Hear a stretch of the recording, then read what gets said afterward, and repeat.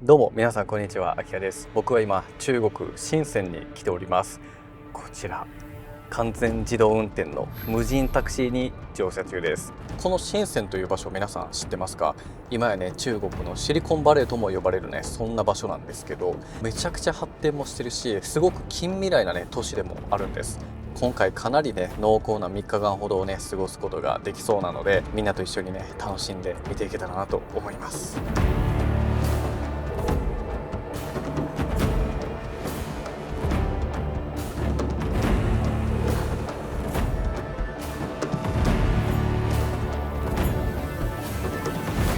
未来をめぐる競争、その最前線の一つが中国深センです。わずか40年前まで農村や漁村が点在していたこの地域は今やまるで未来都市。これ見てください。すごくね象徴的な建物だと思うんですけれども、これタケノコのような形をしていますが、春にタケノコと書いて春寸というらしいですね。これは高層ビルのうちのね一つだそうなんですけれども、もう結構な高さがありますよね。ここでは夢が形になり、イノベーションが次々と生まれていきます。ファーウェイ、テンセント、BYD、DJI、今や世界で戦う企業がこの町で育ってきました。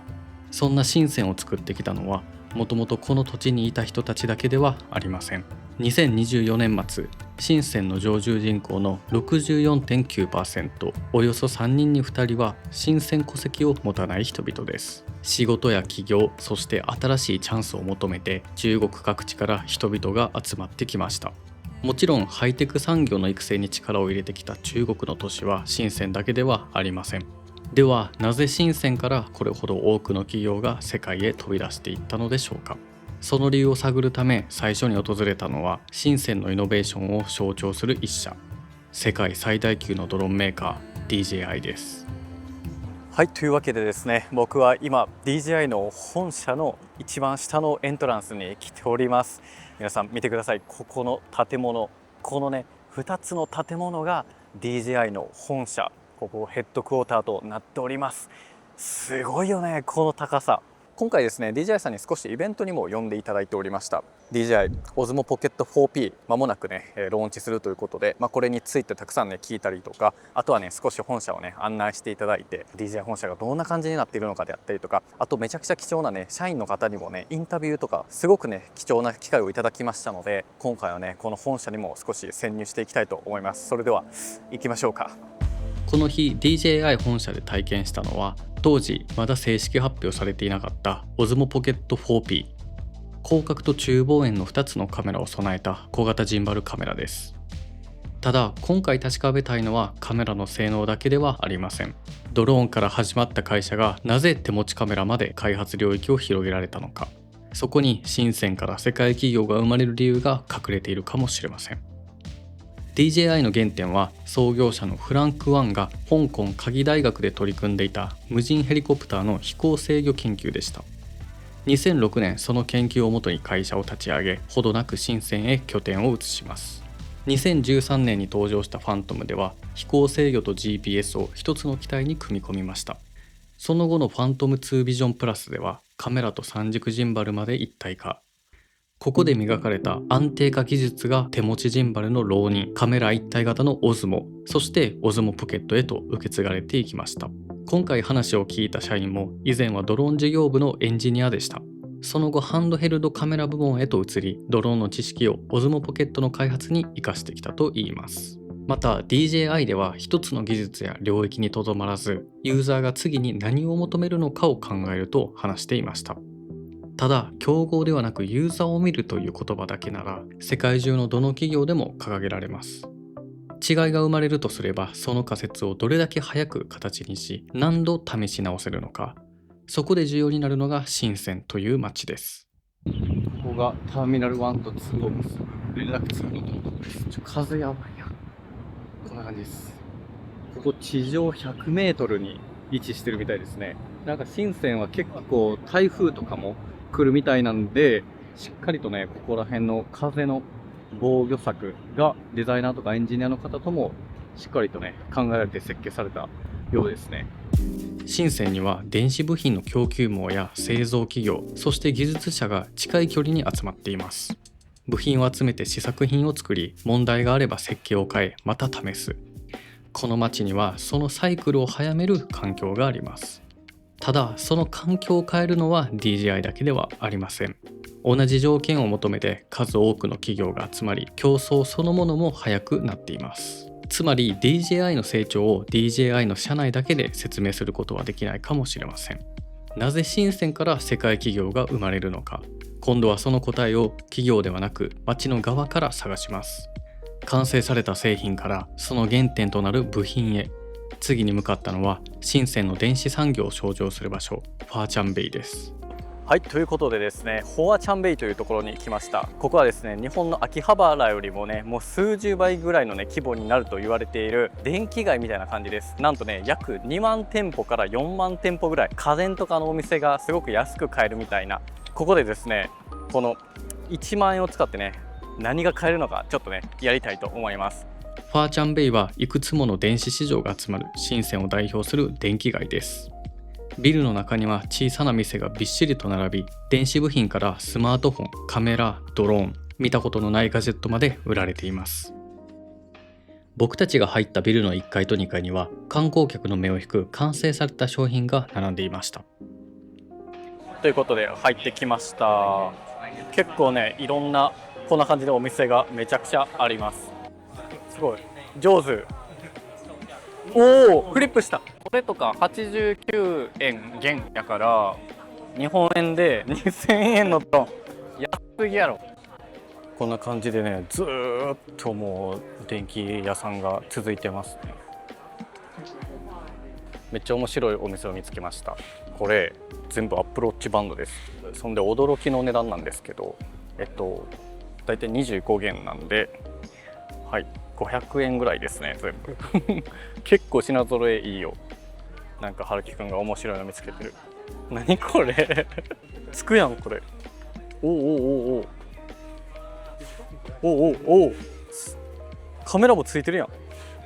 なんかいっぱい iPhone が置いてますよ。これはどこまで本物なんだ。本物なのかこれは。もはや Mac とかもたくさん売ってますね。結局欲しいものは見つからず、1万円チャレンジは何も買わないまま終了してしまいました。でも歩いてるうちに僕たちはファーチャンベイの表面しか見ていなかったことに気づきます。階を上がると景色が変わりました。並んでいたのは細かな部品や工具、製造に使う備品、その場で機器を組み立てている人もいました。このファーチャンベイで売られているのは完成された商品だけではありません。この街のもう一つの価値は開発を止める待ち時間を短くすることにあります。必要な部品をその場で探し、持ち帰り、すぐに試す。そして合わなければまた探し直す。表から見れば雑多な電気街。でも現地のエンジニアたちにとっては街の中にある巨大な部品倉庫のような場所なのかもしれません。そしてこの環境を使えるのは大企業だけではありません。小さな会社やまだ実験段階にあるプロジェクトにも使われています。アイデアの発想から試作までの距離が圧倒的に短いということ。これが深センの成長速度を支える鍵の一つです。ただ、早く形にできるということと、それが本当に便利なのかは別の問いです。こうした速さの中で新しい技術はどこまで日常に入り込んでいるのか。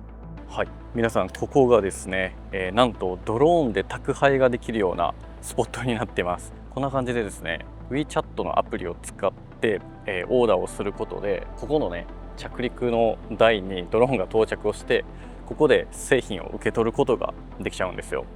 今回はサービスに登録できず、自分たちで注文することができませんでしたが、現地の方が実際に注文する様子を撮影させてくれました。あれですね、来ました来ました。すげえすげえすげえ。おわー、来た来た。わおー、出てきた。おおアンボックシング。なるほどね、こんな感じで入ってるんや。でこのボックスを返却するみたいな感じなのかな。深センではドローン配送にかかる時間は平均でおよそ15分。従来の配送では平均30分近くかかっていたところをおよそ半分まで短縮しています。1件あたりの運行コストも毎年40から 50% のペースで低下しているそうで、未来に感じるこのドローン配達も深センでは日常のインフラになり始めています。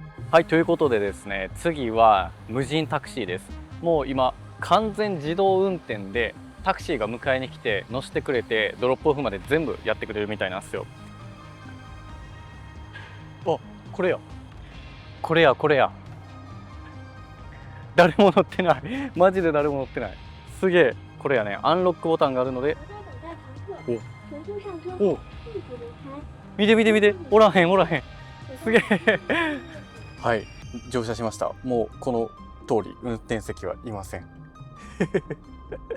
やばいやばい、すごいすごい、完全に無人の自動運転走行ですね。車線の変更もできるし、で結構なスピード出てるし、ここのね、何よりこのモニターよね、この画像認識が優れてそう。やっぱりいろんなカメラをね車外に搭載することによって多分これ認識できてると思うんですけど、でこの辺とか結構遠い車とかまで認識が出てますね。無人タクシーは運転席に誰もいないまま目的地まで走り切りました。画面の中で見てきた未来がすでに普通の道路を走っている、そんな不思議な感覚になります。続いて訪れたのはロボットが働くレストランやロボットがコーヒーを入れるようなカフェです。一見すると自動化された未来の店に見えます。ただ実際に見てみると、食器を回収したりロボットのエラーの時に対応していたのは結局人間でした。これらは効率化のためというよりもロボットそのものを楽しむような観光客向けのエンタメに近い部分もあるんだと思います。ここまで紹介したロボットレストランや無人タクシー、ドローンデリバリーは僕たちがわざわざ足を運んで体験してきたものです。でも深センにはもう体験だけでは終わらない変化もあります。街を歩いているだけで探さなくても目に入るもの、それが EV です。深センの街を走っていると、とにかく緑色のナンバープレートが目に入ります。この緑色のプレートは EV を含む新エネルギー車に使われています。この映像を見れば深センの EV 化がどれだけ進んでいるのかを感じられるはずです。そして深センの EV 化は数字にも現れています。2025年末、深センの新エネルギー車はおよそ163万台。これは市内の車の3台に1台以上です。さらに新車の8割以上が新エネルギー車になっています。ここまで多いと一つの疑問が出てきます。これは市民が自然に選んだ結果なのか、それとも行政によって進められたものなのか。深センでは2017年に路線バスをすべて EV 化。2018年末には一般のタクシーもほぼ全てが EV へと切り替わりました。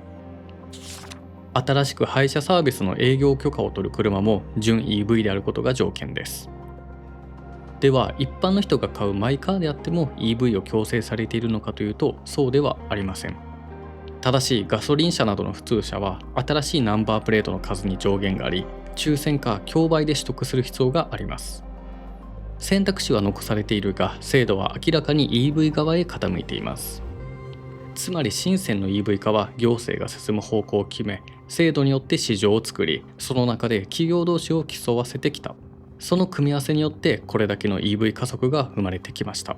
ただ EV で全てが解決するほど単純でもありません。中国では2025年、使用済み EV 用バッテリーの発生量が年間でおよそ40万トンに達しました。2030年には100万トンを超えると予測されています。EV は走ってる間に排気ガスを出しません。でも最後にバッテリーを回収するところまでの全てがクリーンなわけではない。これが今の課題です。EV 化によってなくなった問題もあれば、一方で新しく生まれた課題もあります。それでも実際に中国の EV を見ていると正直羨ましいと感じる部分がありました。個人的には外観のデザインだけを見てもかなり魅力的です。深センの EV 化を進めているのは制度なのか、それとも製品そのものの魅力なのか。はい、ということでですね、だいぶと日が枯れてきましたが、ちょっと移動してきて、ここファーウェイのねフラッグシップストアの方に来ました。結構ね興味があったんですよ。ファーウェイ、日本であんまり店舗ないじゃないですか。外から見てるだけでね EV 置いてあるのも確認ができています。ここはね深センの万象天地って呼ぶのかな、ちょっと読み方がわからないんですけど、このさ、なんやろ、どうやろな、東京でいうところの丸の内みたいな感じかな。このビル群とかさ、すごいよね。行こうか。 SUV とかスポーツカーもあるよ。めちゃくちゃラグジュアリーやん。これすごくない？レクサスみたいな内装の質感。うわあ、見てこのタブレット、結構でかいよ。こっちやばいね。うわ、マジですごっ。完全ラグジュアリーカーですねこれ。マエクストっていうのかな。うわー、やば。後ろもっとやばいぞ。いややば。マジか。ここにスクリーンがあるから。ちょっと待って、電動のマッサージもついてる。おおお、すげえ。こう手でやると、おお、嘘でしょ。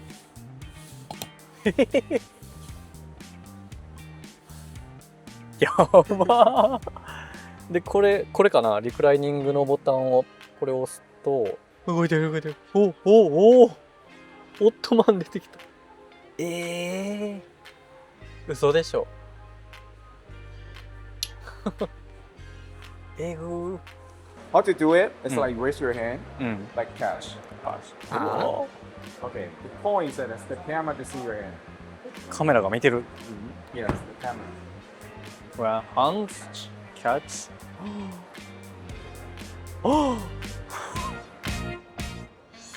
はい、ということでね、本日最後はシャオミストアです。ここもね来たかったんですよ。というのもシャオミがめっちゃ安くてスポーツ EV セダンの車出してたのを知ってます。で中国でいろいろ見てたらね、結構乗車率も高かったし、いろんなところで SU7 かなをすごく見たんですよ。ですごくね気になってたので、最後ねちょっと見に行きたいと思います。それでは行きますか。これやね、この車ですね。これめちゃくちゃかっこよくない？色もめっちゃ好きやねんけど、かっこいいぞ。見て SU7MAX やって、なんかガジェット感すごい。同じ SU7 の赤いねモデルがあったので、これちょっと乗ってみたいと思います。めっちゃ高級感あるぞ。いいやん。全然高級感ありますよ。なんかシャオミっつったらね、ちょっと安めに買えるようなイメージありますけど、全然高級感ある。これ MAX やからかな。